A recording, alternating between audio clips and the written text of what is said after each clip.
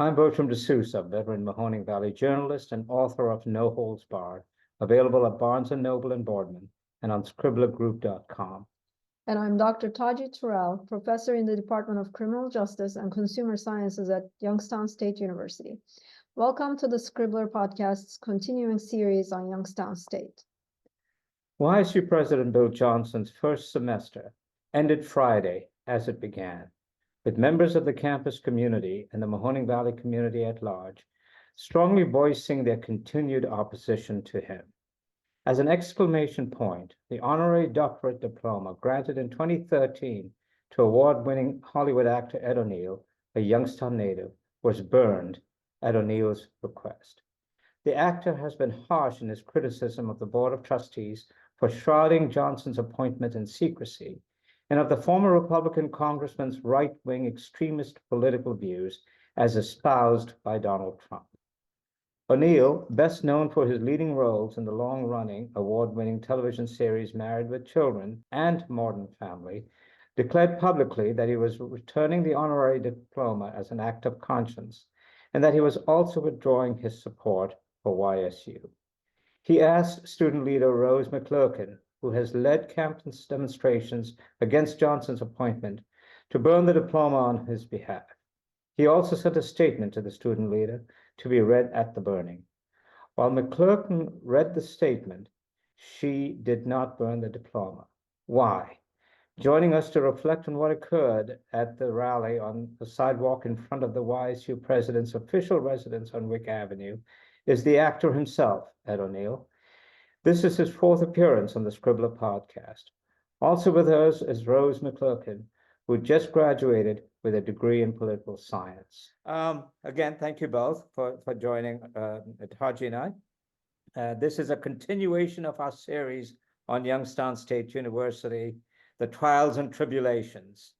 And today, obviously, we saw the tribulations as far as what the rally that Rose organized, and the fact that there was a lot of public attention being paid, of course, well, we'll get into that. But Ed, I wanted to say this. When I saw your diploma on fire, I almost expected to see your image emerge, from within the fire as a ghost of YSU's past. So let me ask this. How do you feel now that your wish has been granted to demonstrate your disdain for Bill Johnson and the Board of Trustees? Well, it's a little bittersweet. I have to be honest, I'm no longer a doctor any longer. I got a lot of mileage out of that one with my kids, but it was a nice honor, to have, and it didn't have to happen. I mean, it shouldn't have happened, but I felt like I had to do something. So yeah, but no, I'm glad that it was, and I'm glad that Rose did it. I'm glad it was done by students, right, who did it to a former student, with my approval, and I think that was kind of nice. And any second thoughts, any regrets, any when you, and I'm sure that some of your friends, and you've got lots of friends in the Mahoning Valley, the Youngstown area, some of them have pushed back, some of them have been critical. As far as I know, I don't think any of them were there, No, they weren't there, but they've, when you first discussed giving back the diploma and discussed having Rose do something with it, there were people who, you've known for a long time who. I know. They never say it to me. Yeah. Because they know me. But I get it, it's kind of amusing. But no, I don't have any I'm glad I did it. I mean, I would do it again. I'd do it 10 times again. I don't I believe that it was the right thing to do. Actually, Nanette Lepore, who is a famous fashion designer in New York. Very good friend of mine. Yes, she also wrote a letter and wanted to return her diploma. And a lot of people criticized her as well as you. that you were not doing a service to your alma mater, or that you were damaging the reputation of the university. Do you want to say anything about that? I'd like to know who's damaging the reputation of the university. Is it me and Nanette Lepore? Rose? Or is it the Board of Trustees and all their friends? And I would say they're the ones who damage the reputation of the university. That's how I feel about it. So, you know, I could make that argument that I didn't do anything. I mean, sometimes you have to stand up for something. I mean, that's just the way it is. If you don't, that's your choice, of course, you know, because it comes with that sort of criticism, but that sort of thing's never bothered me much. And the fallout is still being felt. I mean, my God, it hasn't ended. As the rally today showed, that anger is still there. It's not dissipating. You know, people are still upset with what. I mean, I think even if we knew we were up against huge odds to change it, but that shouldn't get in the way of our decisions to go forward and protest, because I think there's residual effects of that sort of thing, you know, that linger and are helpful Right. to maybe not let this happen again, or, you know, if something starts to go wrong down the road, maybe a reminder to people that this was not in everybody's best interest. And not in the university's best interest. That's correct. Yeah, it never bothered me ever that we had presidents in the past who were probably conservative. I think probably most of them were. Sure. That never bothered me. And the other thing that I said, I don't know if people remember this, but it also didn't bother me. It didn't bother me as much as it bothered a lot of the academics at the university that, and maybe even some of the students, and I understand why, that it was more the way they went about picking president, as opposed to the man himself who they chose. My big beef was the man they chose. Right. Okay, and let me be clear about that. That did not work for me. And so I wanted to say that, you know, I don't agree at all with that. Yeah. Rose, first of all, congratulations on your graduation and being accepted to Case Western for your master's in social work.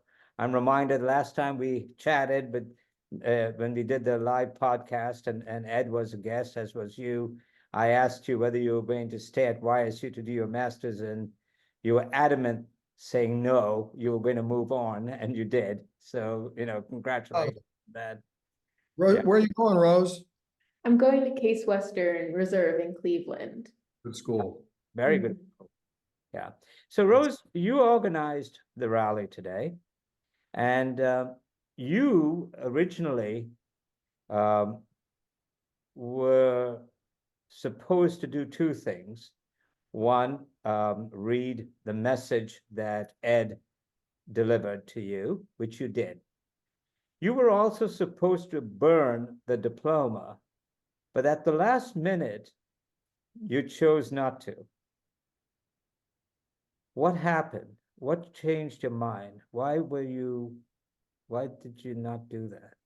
So our administration decided the day before our rally to announce new policies on freedom of speech for students on campus. And in those policies, it said no open flames, along with many other things about, you know, not amplifying noise. So we didn't have any megaphones at the protest either. And during finals, that there was a 24-hour quiet period, among other rules that were very vague and not well described on how they would be enforced, or, what the penalties would be for them. But at the very end, it said that students in violation of this could possibly face suspension or expulsion. And I figured Jesus. maybe not 2 days before I graduate, should I try and risk getting expelled? That's the right choice, Rose. Yeah. That's the right choice. But can you believe this happening in this Sure. age? Go ahead, go ahead, Ed. Believe it. Of course I believe it. I'm not surprised at all. It's been coming this whole time. It's been coming. And it's been coming to the university for a long time. Yeah, You this know, is I one saw of the signs things. of it. I saw signs of it when I was a student there. Yeah. So it doesn't surprise me at all. Go ahead, Rose. You were Yeah, gonna- this is one of the things that people, were scared about when we were saying Johnson could really have, these lasting effects on campus that would negatively impact students, and we're watching it happen live. And it's not surprising because people have been saying this for months. Yeah. As faculty, we were also concerned a little bit about that policy update that came in just yesterday. And some of the provisions we thought could stifle free speech rights. So that was a restrictive policy update And that it's, we didn't see in other universities. and it's So- also telling that because of the threat of being fired or losing employment, Yeah. faculty didn't show up, Mhm. even though they were in support of the rally. Taci, who's already been on the chopping block, her program was Well, I'm chopped. still on the payroll. She's still on the so payroll I'll of put the- out a disclaimer that I'm not responsible for opinions that are expressed by Bertram the Souza here. Well, right. Exactly. Yeah. And yeah, it's one of the really interesting things that I thought was not included on the policy is that there's no end date. So I could see Yes. them kind of putting this on as there are lots of, protests that are turning violent across the nation right now on campuses, and having that be a precaution. But even if you enforce that type of precaution, normally you have a time that you're going to, uplift that and get back to regular rules. But this seems to be a never potentially full-time rule. Rose, and I'm sure Ed will weigh in. It's been one semester that Bill Johnson has presided over the university. Has he done anything that would make you feel more kindly towards him, or at least say to yourself, okay, perhaps he's been listening to us and we have a sense that he's going to, to change his stripes? No. The listening to us thing is what kind of got me. He does the regular president stuff. He goes to events. He's, nice to students when he sees them. He tries to be engaging. But as far as listening to students, we have had very clear, consistent uproar from both the community, alumni, faculty, and students on formal levels of academic senate doing a vote of no confidence to more informal levels of having protests. And they have made little to no response of actually saying that they're going to change rules so that a president can't be appointed like this again in the future, and there has to be community involvement, or acknowledging that process at all, really.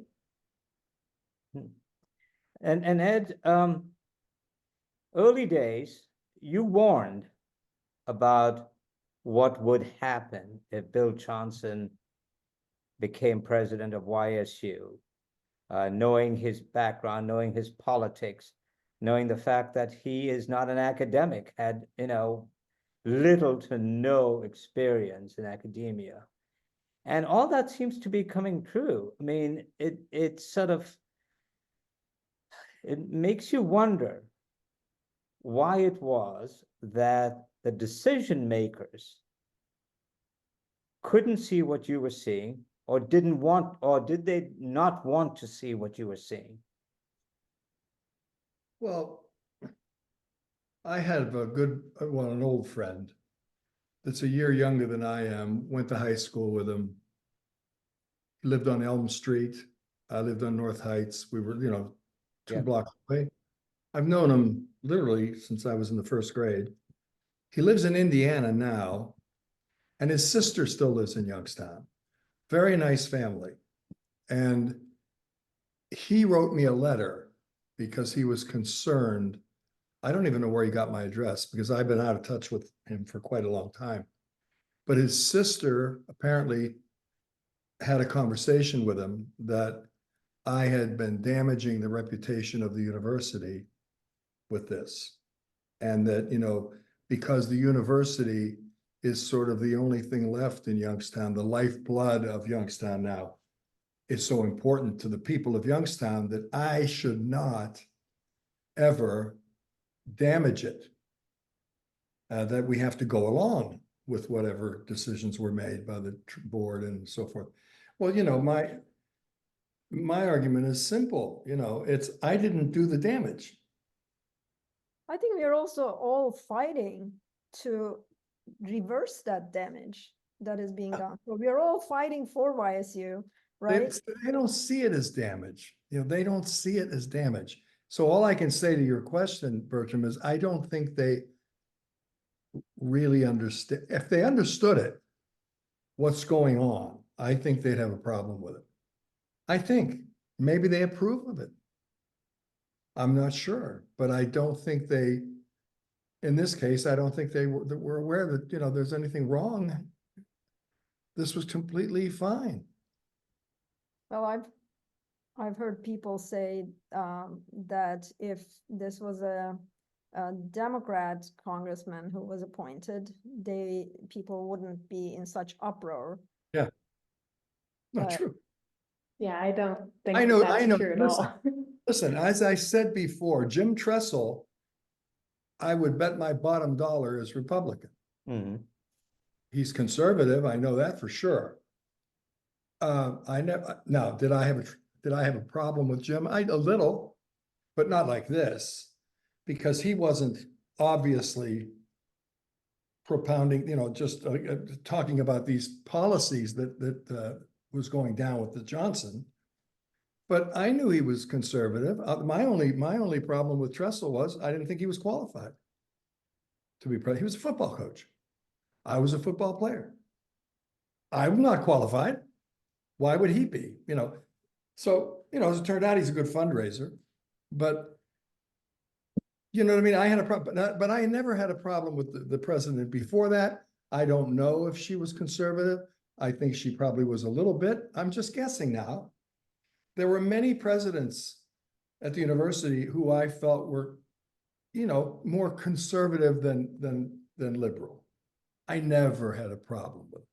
Couldn't care less. I just want to mention that we had a podcast with former YSU President Cindy Anderson about what has transpired on campus with the Johnson appointment. And we mentioned that you wanted to return your diploma, and Yeah. it was Dr. Anderson who presented it to you. That's right. And she said to us, she wished you had talked to her before deciding to return your honorary doctorate. I heard her say that. Would talking to her have made any difference? Of course not. Would talking to her have changed her mind?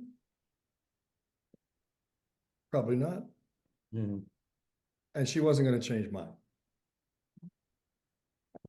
Rose, you became the face of the resistance, and which is a good thing. I mean, great for your resume. Do you have any regrets of the way for your involvement in this thing, for standing up and not mincing words? I give you credit for that, for being very, very honest and forthright as to what you felt was going on. But any second thoughts, any regrets? No, no regrets. I love YSU and been a part of the Youngstown community my whole life. And I love this area and I'm gonna have, people that when I leave are still gonna be in school here and I want the university to serve them as best it can. And I don't think that that is what's happening right now. And I've never shied away from voicing my opinion. So I'm a political science major. It's kind of my Yeah. job. So I have like amazing community support and amazing people I've met through being involved in campus on the way that I am. And I have no regrets for speaking up. Did you suffer any backlash as far as from the administration or trustees or whoever?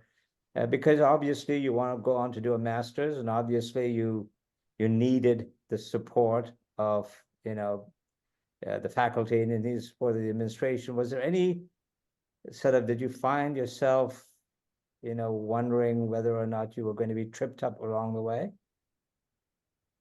No, I would say the biggest time that I was scared was when they released that administrative policy. I was like, oh, this feels a little targeted. It's like, uh-oh, maybe I did too much. But all of my professors are very kind and, if they don't agree with me, they've never voiced that to my face. Administration has never said anything to me directly, but also has never said anything at all to me directly, positive or negative. And when I addressed the Board of Trustees at the beginning of the semester, I will say that the only person who thanked me or acknowledged me at all for talking was Molly Seals. So just to be expected. And she was the one who voted against Bill Johnson on the Board of Yeah. Trustees. Yeah. And Ed,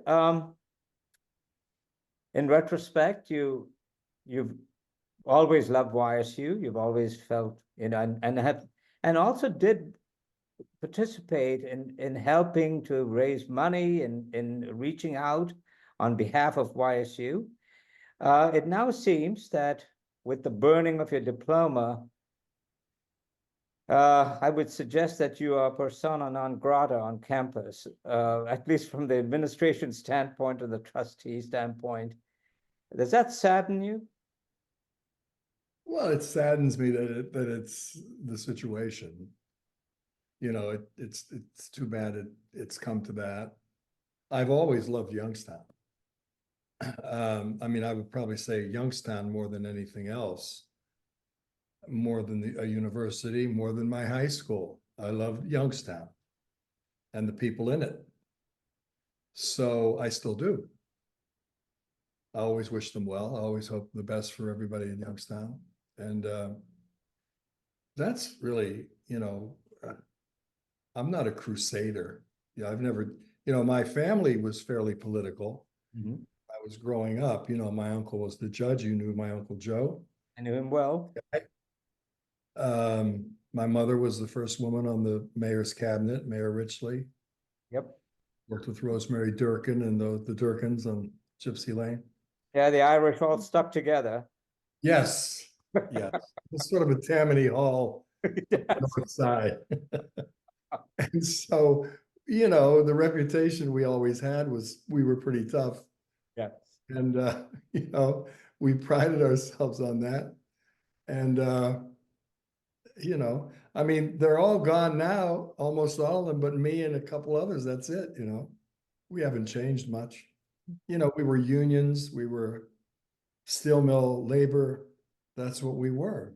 And most of those friends of mine who are now on the other side were that too. So I don't know when the big change came. I never felt it. And Youngstown State was always the way out for a lot of, kids in the, people growing up in the Mahoning Valley. Well, it was for me. Yeah. I mean, if I'm honest, the theater department there was my lifeline, because I don't know that I would have gone to New York City without the experience that I gained in the theater there. And so that was important to me. I had a theater training from Youngstown State. It served you well. Look at you now. Yes, well, yes, it did, but yeah, but I owe them that. You know, I owe the school that, and you know, I've gone back and done classes and taught acting classes, and you know, I haven't for a while, but I would. And unfortunately, some of those programs are now targeted arts and music for closure. Yeah, I mean, I'm imagining they would say that's not true, but I think it probably is. I don't think it's a priority of this new wave of. Yeah. I don't think that's a priority. I think it's amusing to them and it's somewhat entertaining if they get it. Right. Rose, the reputation of YSU as a result of the secrecy surrounding the Board of Trustees' decision, the appointment of right-wing Republican Congressman, my description, as somebody who has absolutely no business, you know, being a president of a serious four-year institution of higher learning. In light of that, given your experience and given your involvement in the campaign, would you say you received a good education at YSU? Yes. I think my education at YSU was definitely what I made of it, but I think that that's true for any student here. You get in what you put, like you put in, you know what I'm saying? You get out what you put in, yes. And I think that that's true. I had amazing opportunities here. I've had internships in downtown, at nonprofits. I have had amazing networking opportunities. And though the administration is questionable a lot of the time, that doesn't stop our teachers and our professors from putting in everything that they can in their classes. And those are the people, like my advisor has, you know, done so much heavy lifting to help me get through this university and all the different red tape and, you know, all the struggles that students face. But I think at the end of it, I'm very happy with my YSU education and all that it has provided me. And you were an honors student, right? Yep, graduated with a 4.0. Wow. Wow. Congratulations. So did I. I got an A in physical education one semester. I'm actually working in the steel mill, but I got one credit and it was an A, so I was on the dean's list. There you go. Oh, congratulations, Ed. When Rose completes her studies at Case Western, I'm sure she'll make a pitch for you to get an honorary degree from there and make sure. I'll take it. I'll take it. And you know what? It's interesting. It would have, one of the problems you gave, or one of the problems the administration and the trustees had in pushing back against you, Rose, is that you were an outstanding student. You were a straight A student. You were an honor student. So they couldn't dismiss you as just saying, oh, you know, look at her. She can't even make her classes. It sort of gave more credibility to the movement because of your leadership. And I will say our alumni too that have spoken out are some of our like most high achieving alumni. Ashley Orr, you know, she won those different scholarships and has been very notable, and she was very on the forefront of, you know, speaking out. So I think we all, Yeah, some of our you worked with the alumni group. One was a Rhodes Mhm. Scholar, the other one graduated from Yale. Mhm. And so, yeah, there were some pretty, you know, serious, you know, academically accomplished individuals who joined you, Ed, and you, Rose, in this endeavor. So, Rose, you've got something with you that Ed needs to see. Did you bring it with you?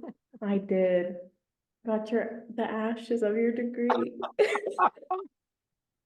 I, My God, that's funny.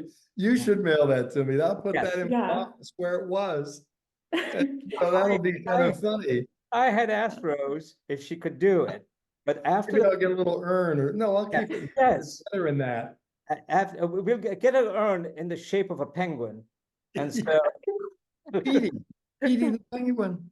You know, it's funny, when I was playing football at the university, they got, I think they had a couple penguins before Petey.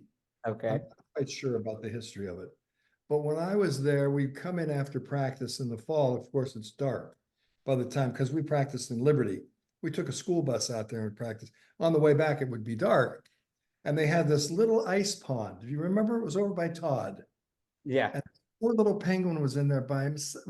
I think it was a male. Hard to tell with a penguin. But I used to always stop and visit the penguin, you know, when I'd be leaving. And I became kind of friends with the penguin. And so then I knew the penguin was going to die,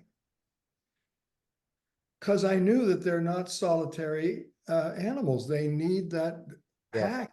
So I went to somebody at the university administration, and I said, you have to save the penguin. You know, the penguin's going to die of loneliness. And nobody did anything. And the penguin died, you know, and it was, I don't think they got another one. I think they realized, remember that there's a picture that they had it on a leash. Like oh, and the penguin looks so sad. jeez. I mean, come on, you know, that stuff.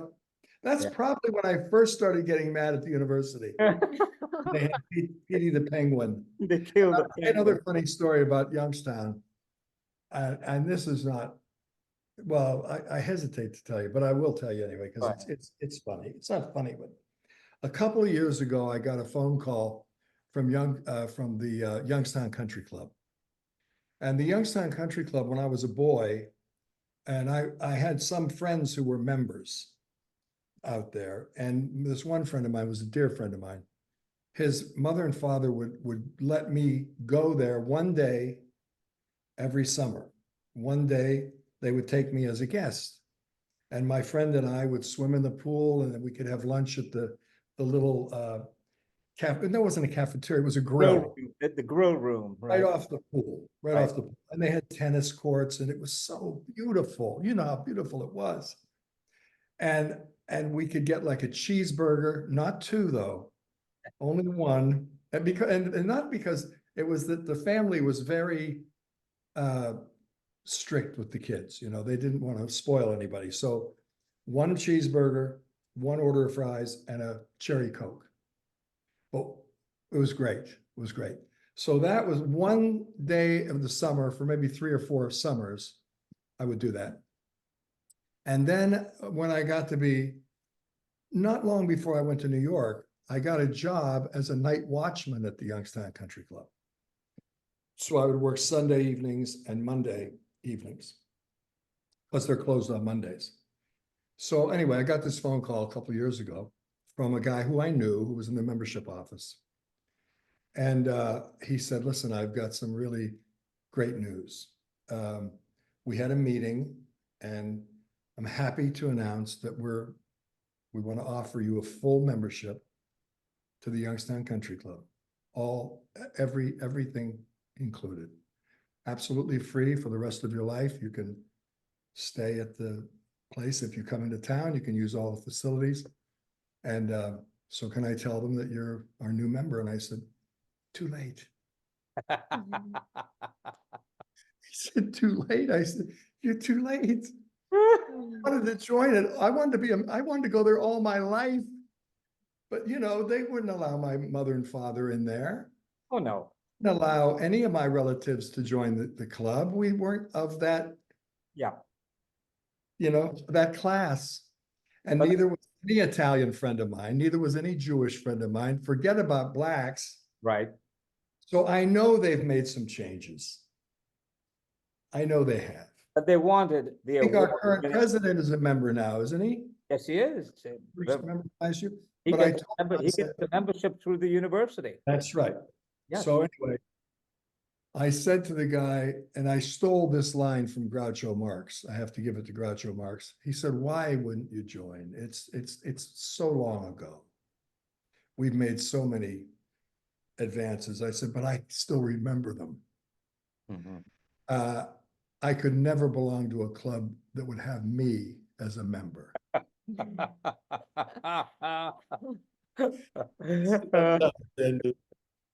Um, I couldn't. Yeah. Now, Rose, with regard to the ashes, when I had contacted you earlier, asking you if you could save the ashes for Ed, you had said, well, because of the new policy that they had, because I call it the edict that they issued, you were afraid that if you did not douse the fire with water, they would come after you. But I'm glad you were able to save the ashes. How did that come about? What happened? It went very well. We had some police presence in the area, but none of them even, got out of the cars They didn't to look too stand worried. around. They weren't too worried. Yeah. But no. We kind of like assessed the situation, and we had a little kitchen pot with a lid, so we were able to like quench the fire with the lid, and it They worked used to out blow, good. they used to blow people up in cars in this town. We're not worried about burning a little piece of paper.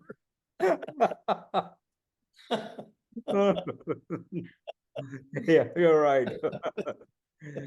Yeah, so When did that get important, I know.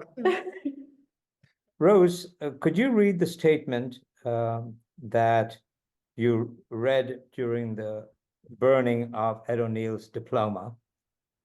Go ahead.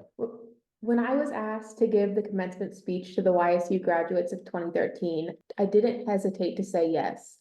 YSU was my school and was right down the street from the house that I grew up in. I played football there and acted in many plays in the theater department. Later, I managed the pub and Kilcolly Student Center. I was awarded an honorary doctorate in theater arts. That was a memorable day for me. Unfortunately, since the Board of Trustees recently stunned so many members of the YSU community with their polarizing choice for the new president, I'm no longer proud of the award nor of YSU. I'm returning it to the students who fought so hard to be heard. I would like them to do with it whatever they decide is appropriate. Thank you, Ed O'Neill. Again, we appreciate you, both of you, and the time. And Ed, as always, we'll continue conversation. We'll continue chatting. I enjoy our conversations.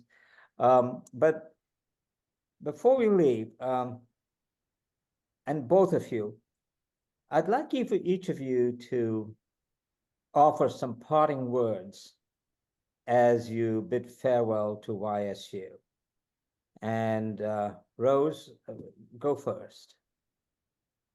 I would say that my parting words are to keep up the fight.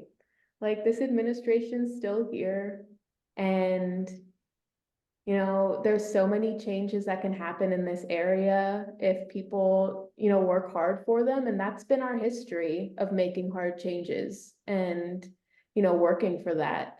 And it's brought us great places. And I think that we can keep doing that. And so I wish the best of luck to the students that I leave behind. Right. And Mr. O'Neill, your parting words, and then Taci wants to talk about your latest Series. project that. Well, obviously, I wish the best for Youngstown. I always have had a love affair. I've always had a love-hate relationship with Youngstown for a lot of reasons, but I've always loved Youngstown. And I wish them the best. I'll be watching and paying attention because I really don't know where this is going. Yeah.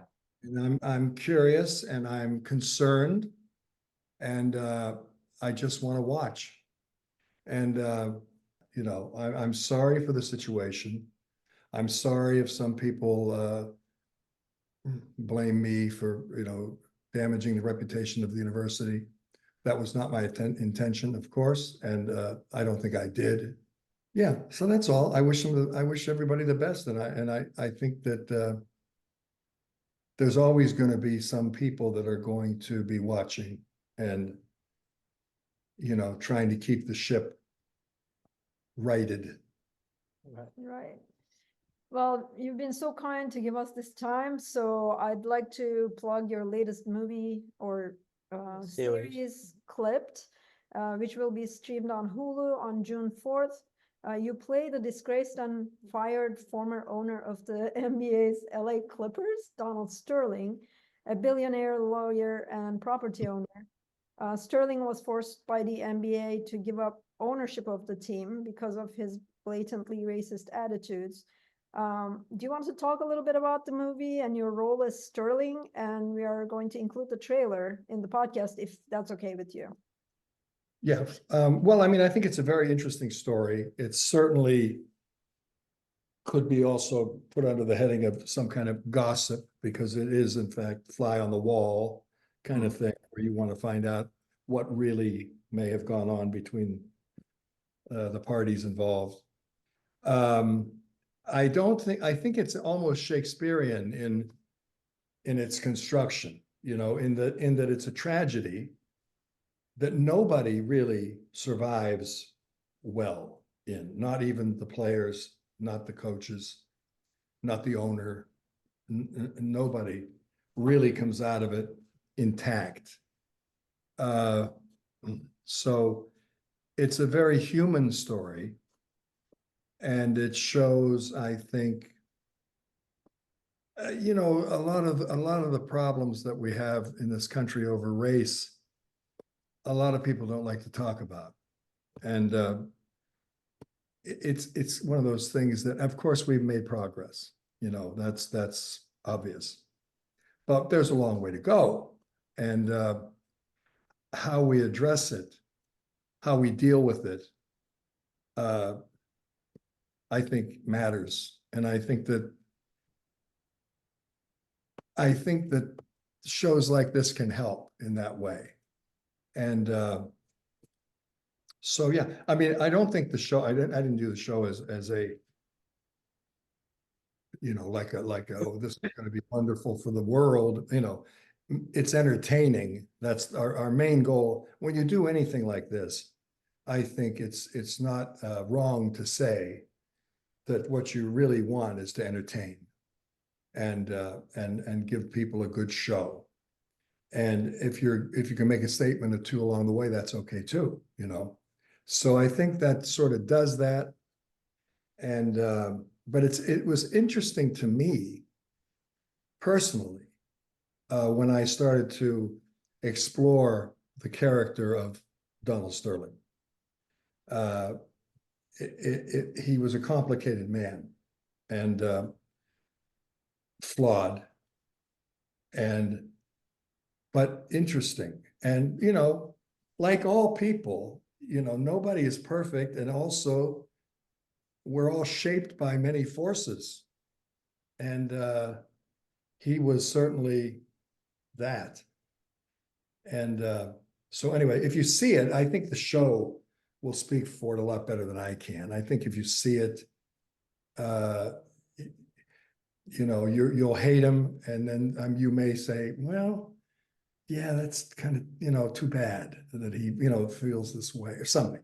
Anyway, I'm not good at talking about that because it's him, it's not me, but it's an interesting story.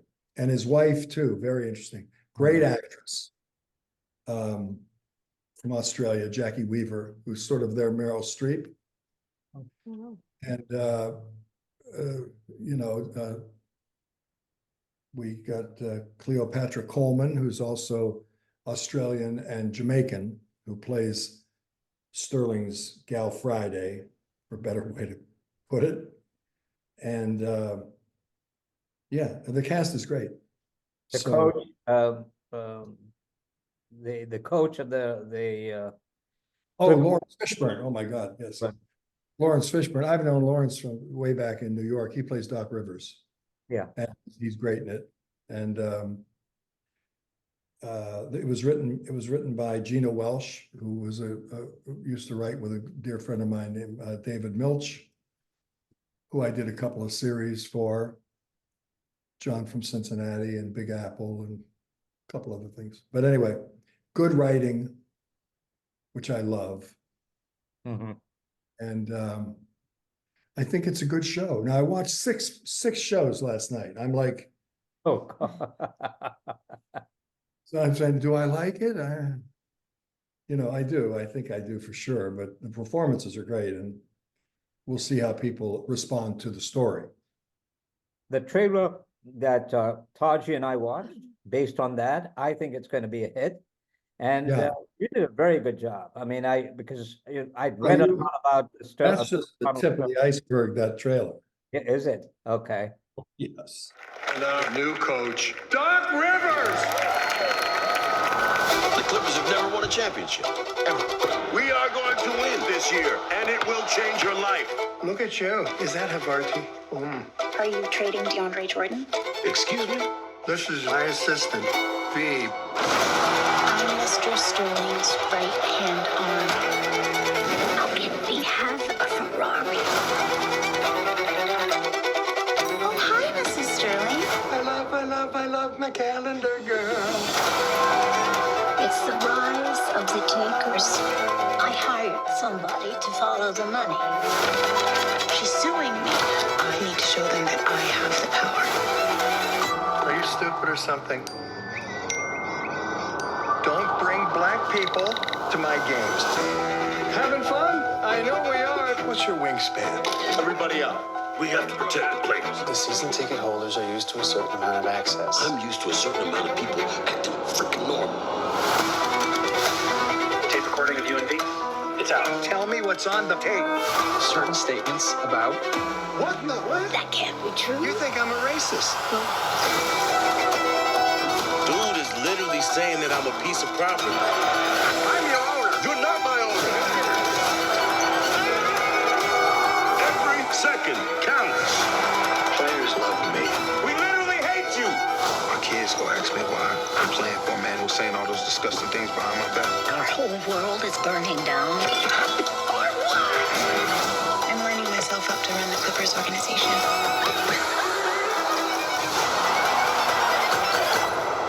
Are we bad people? Does it matter? I follow all of the players, but none of them follow me back. Thank you both. It was great. Regret that you're leaving, Rose, because the region needs people like you, individuals like you to stick around. And good luck, Rose. Good touch, Rose. Yeah. And yeah, don't forget to mail the ashes to Mr. O'Neill. I'm gonna put them right there. Good. I had the beautiful framed Yeah. doctorate of letters. Yeah. Yes. And Ed, as always, it's a pleasure and we'll talk again Well, soon. thank you so much. Well, we'll talk soon. Okay, bye-bye. Thank you. Bye, guys.